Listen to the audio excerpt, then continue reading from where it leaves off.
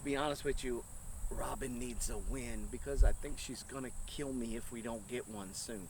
Hello nation, and welcome back to the homestead. Well, today I kind of want to catch you guys up on our thinking process and the stuff that we've been doing on the homestead this year, because here we are, the growing season's practically over. You guys haven't seen one gardening video, one garden tour, or anything like that.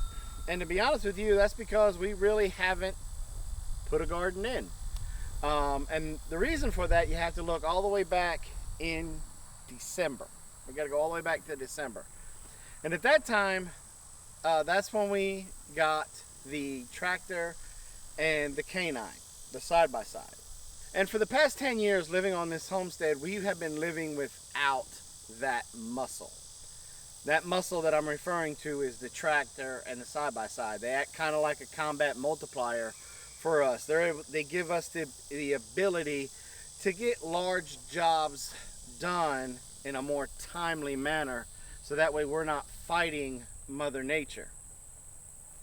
And so when that tractor got here, well, I was like a kid in a candy store. I was going all over the place. I didn't know what I wanted to do. I knew I had this big long list of things that I wanted to do, and so I would attack one thing on that list, and then something would catch my attention, and I'd attack that other thing, to the point where I kind of spun out of control. And I didn't really realize this until one day I was going to the back pasture to clean out some unwanted sweet gum saplings that were starting to walk their way into the pasture. And I was at the gate, and something caught my attention out of the corner of my eye.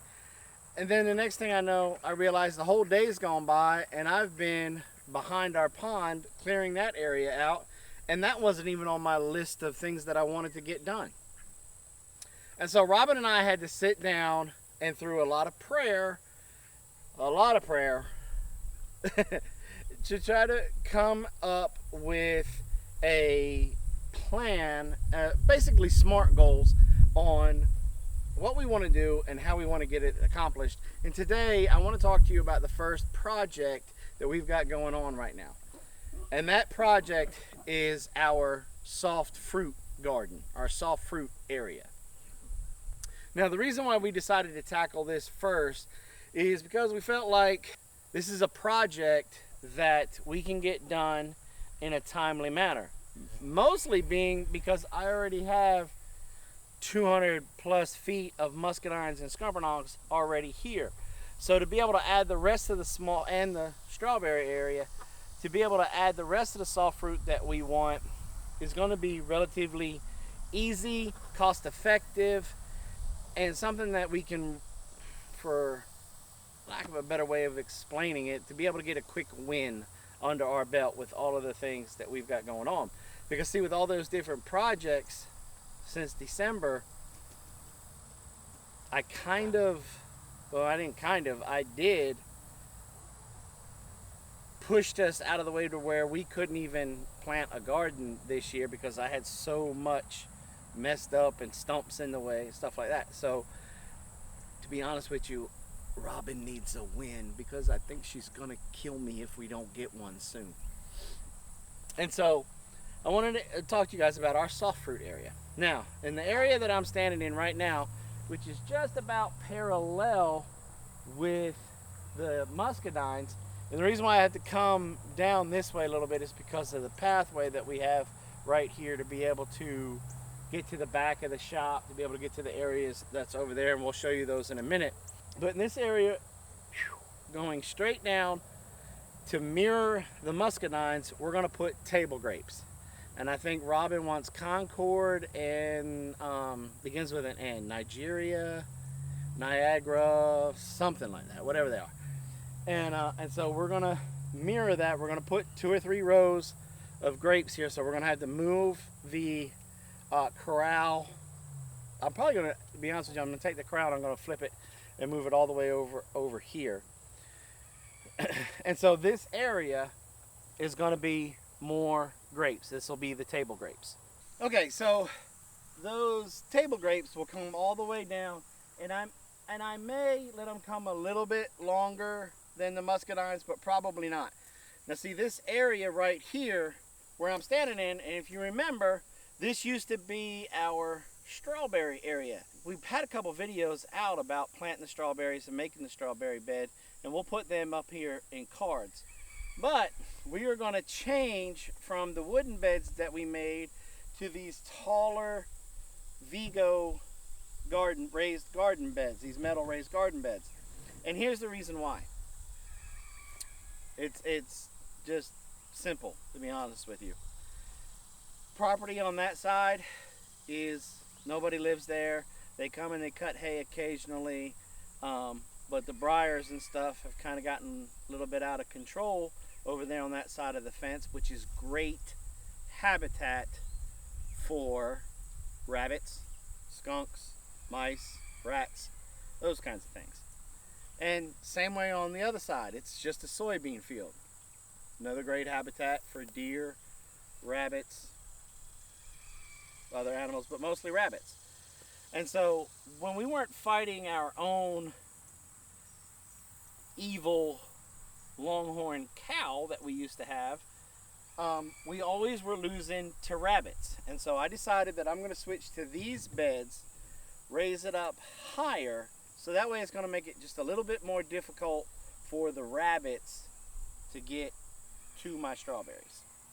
So this area is going to be strawberries, then we're going to have our path, and then the next area over there is going to be another type of gooseberry or something like that over there.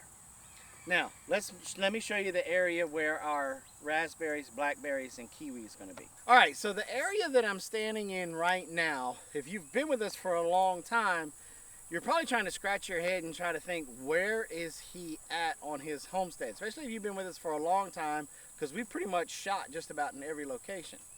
Well, this whole area, if you recall, and for those who are new, used to be nothing but there was, matter of fact, I think I'm actually standing on a spot where one of the pecan trees were, was very beetle infested and was, the limbs and stuff were snapping off, stuff like that. There's like 3 or 4 pecan trees right here. But then the rest of it, and if you recall, one of the videos, we actually had the pigs in this area at one time trying to get them to help us clean it out before we got the tractor. But there was briar bushes and other small trees in here, and they were taller than me. And they went from this way all the way to the fence line. Well, we've cleared this area out. We've started running chickens up and down, and as you can see, we've actually started to get some grass and different stuff like that. So when we come in here, we're basically in the soil healing process of this area. We're getting ready, as you can see behind, the pigs are over there in that area, and we're going to be bouncing them over here for them to try to root things up, fertilize it, get it going, and try to uproot any more briars and stuff that we may have missed in this area. And then we're going to be planting in this area mid-October, early November time frame. And we're going to go like 2 rows of raspberries, then like 2 rows of kiwi, and then we're going to finish it off with 2 or 3 rows of blackberries. And they're going to completely mirror the muscadines. It's going to be the same length and the same distance between the rows, just like the muscadines. That's the way the raspberries, kiwi, and blackberry is going to be. So now let's go to our area where the blueberries are going to be. Okay, so the area behind me right now where the pigs are, behind the Gallagher smart fence, is where our blueberries are going to go. We put the pigs there to fertilize that area, to do the same thing that they're going to be doing over here. They're going to uproot any briars and brambles and trash that was in there. They're going to tear it up and move it. Now, we've also, because of the last couple of storms that came through, that big tree back there, we're going to have to take out because of the storms knocking those branches and stuff down there. So we got a little bit more clearing out to do once we move the pigs out. We're gonna get rid of some of these dig out some of these other trees, and then rake it over a couple of times. And I'm gonna bring a couple of bucket loads of composted manure and stuff that was from Daisy's stall that's sitting out in a big pile that's been sitting there all summer, really all spring and summer, and we're going to top dress this area with it, and then then this area will be ready to plant the blueberries. Now, what blueberries are we going to use? Well, we're in garden area 7 Bravo. It changed. We used to be 8 Alpha, but I looked it up this year, and now they've got us listed as 7 Bravo. And so that means we've got to go to the variety of the blueberries that they're called, like the mid-talls or mid-shorts. Basically, they're not really a bush. They're more like a tree. They get about 6 to 8 foot tall, and so we're going to put a bunch of different varieties of those in this area for our soft fruit. And then we're going to do our best to try to wood chip everything for mulch and ground cover to help keep any weeds and stuff like that out, including redoing the muscadine area that we have. And then we'll be able to have an abundance of soft fruit that we'll be able to enjoy plus share with everybody in our community. Well, I wanted to bring you guys up to date. Tell me what you think about this plan in the comments below. Hey, if you have a favorite variety type of raspberry or blackberry that will work good in 7 Bravo, hey, let us know. We'll check it out. Speaking of checking everything out, don't forget to check us out on our other social media platforms, Instagram, TikTok. We're putting a lot of the bloopers and the funny stuff on TikTok and a lot of the reels. And if you're not a member of our Facebook page, go ahead and go over there. Follow that Facebook page, and it'll give you directions to be able to join the Big Bear Nation. Thanks for coming by the Big Bear Homestead. God bless, and have a nice day.